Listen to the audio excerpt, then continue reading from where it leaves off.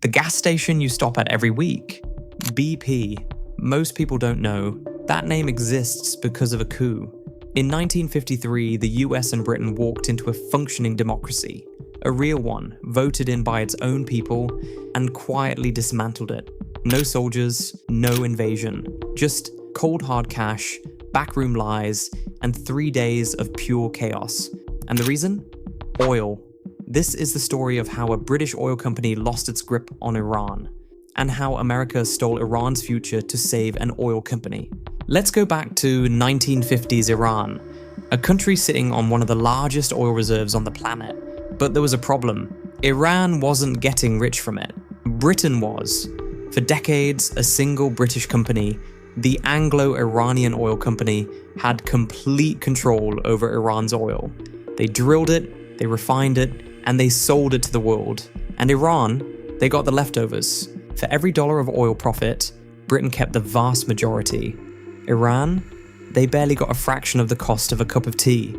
Imagine seeing your own land, your own resource fueling someone else's empire, while your own people lived in poverty.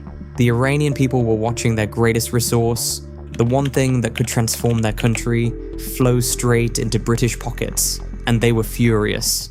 Into this heat stepped one man, Mohammad Mossadegh, an elderly man, soft-spoken, not exactly what you'd picture as a revolutionary, but he had one idea that terrified Britain. Iran's oil should belong to Iran. That's it. Nothing radical.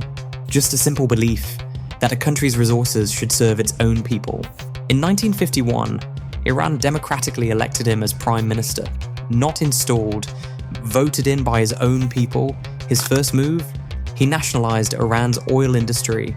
In simple terms, he kicked Britain out, took back the oil fields, took back the refineries, told the Anglo-Iranian Oil Company, "This is ours now." For the Iranian people, it was a moment of pure euphoria, finally someone fighting for them. But in London, pure panic. Britain had just lost its most valuable asset on Earth, and they weren't going to let that go quietly. But Britain had a problem. They couldn't just march back in. Colonialism was dying, and the world was watching, and Iran had done nothing wrong. They had simply taken back what was theirs. So Britain played their trump card. They picked up the phone, called Washington, and whispered one word: communism. Think about the timing. This is 1951. The Cold War is at its peak. America is terrified of the Soviet Union spreading communism across the world. One domino falls, the next country follows. Britain told America, Mossadegh is unstable, he's weak, and if he stays in power, Iran falls to the Soviets. Your enemy gets their hands on the biggest oil reserve in the Middle East. Was any of that true? No. Mossadegh wasn't a communist. He was a nationalist. He didn't want Soviet control. He wanted Iranian control. But facts didn't matter. In the heat of the Cold War, communism was the only word that mattered. So, America said yes. In 1953, the CIA launched a covert operation called Operation Ajax. The mission? Simple. Remove Mossadegh, restore the Shah, hand the oil back. But here's where it gets interesting. They didn't send soldiers. They sent one man with a suitcase full of cash. His name was Kermit Roosevelt, CIA operative, and grandson of President Theodore Roosevelt. He landed quietly in Tehran. No uniform, no army, just money and a plan. First, CIA-linked networks bribed Iranian newspaper editors to spread propaganda against Mossadegh, claims that he was corrupt, weak, and secretly a communist. Then, paid protesters flooded the streets, manufactured chaos, making it appear as if the country was turning against its own prime minister.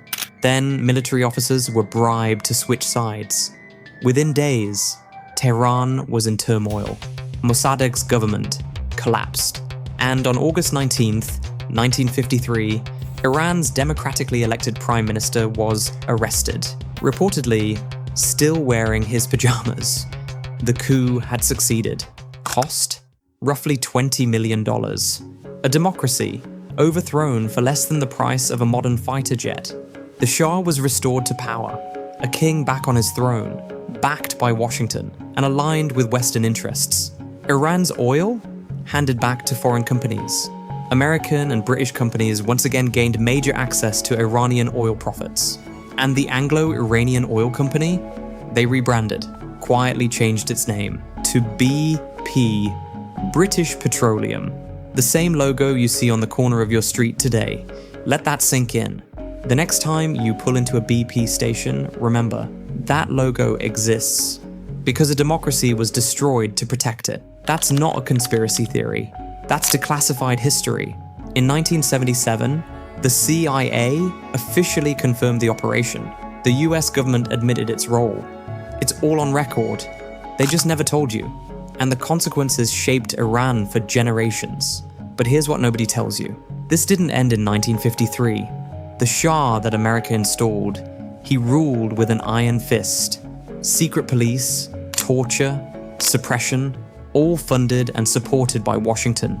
For 26 years, Iranians lived under that, and the anger built slowly, until it couldn't be contained anymore.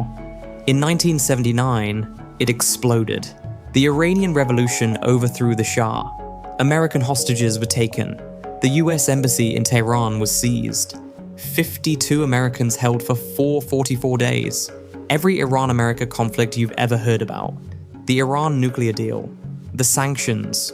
The threats of war you see on the news today. None of that starts in the present. It all traces back to one decision in 1953. A British oil company, a CIA operative and $20 million. That's what changed the Middle East forever. That's what stole Iran's democracy. Just for oil.